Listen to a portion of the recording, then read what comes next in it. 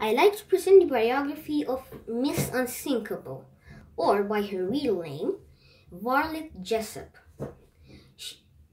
Jessop was born in 1887 in Argentina.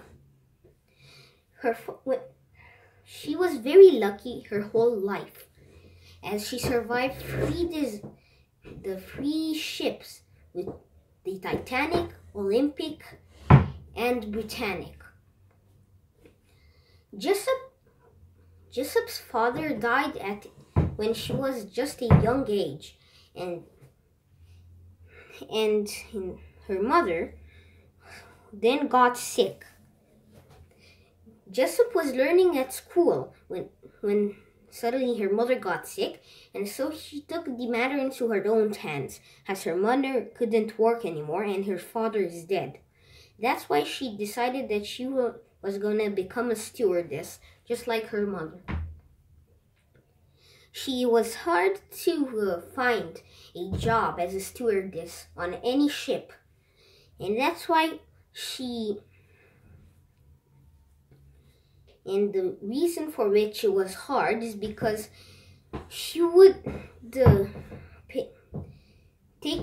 people would look at her. Because she was too young, people back then thought that it would make her job harder. As many people would say that, oh, she's beautiful. And they would propose to her, which happened 3 times. But she was hired by White Star Line. She managed to get hired because she used makeup and clothes to make herself look middle-aged.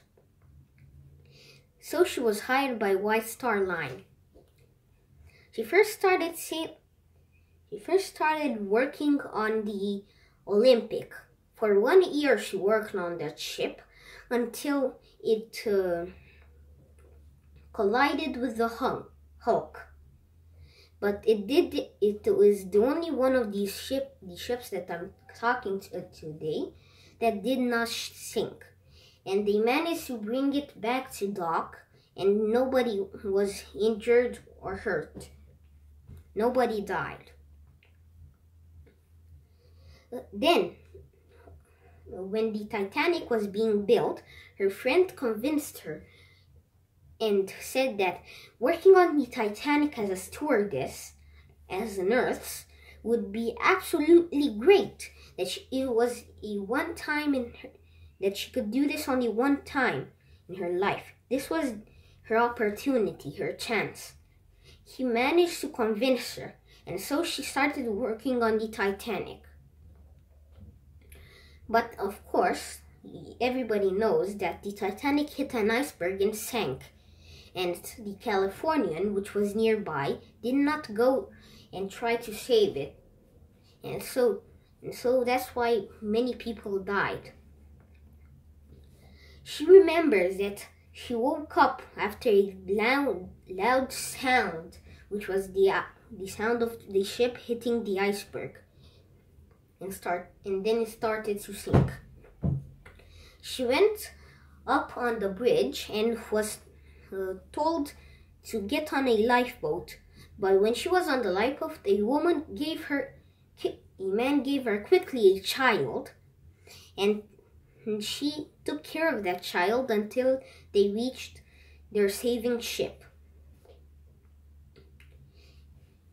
She again managed to survive this. She said that she remembers that she was told to go on the ship and to be in a lifeboat with women, so that women would see that they shouldn't be scared. There was nothing to be afraid of. And so she survived the Titanic, the so-called unsinkable ship. You think that is the end, and that she wouldn't go on another ship. But you're wrong, because just before World War I, she decided to go work on the Britannic, which was carrying injured soldiers to a hospital and treating them on the ship as well. But she was working there and was enjoying her time when one day the ship hit a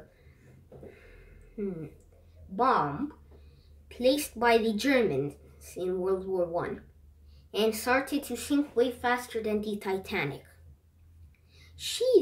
This time, she didn't manage to get onto a lifeboat because all the lifeboats were being lowered, and most of them would just go into the propellers and become tiny pieces of wood from a big lifeboat. Instead, she jumped in the water.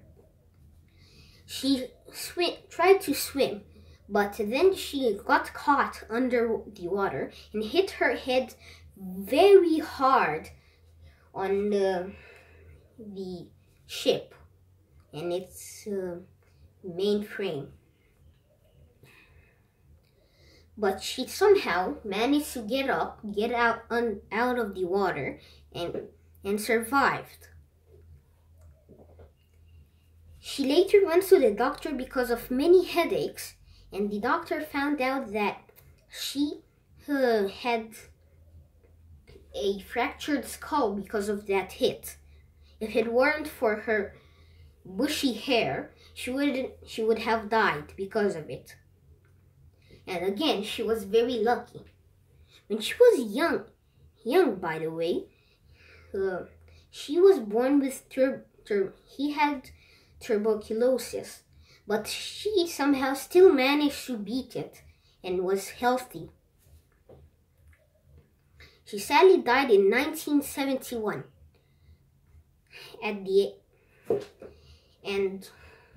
after many interviews and a call. That call was from the baby that she had saved on the Titanic. The woman told her that she was that baby. She didn't tell anybody about this until the people found out about that and about the call. This was the biography of Jessop, or Miss Unsinkable. Bye!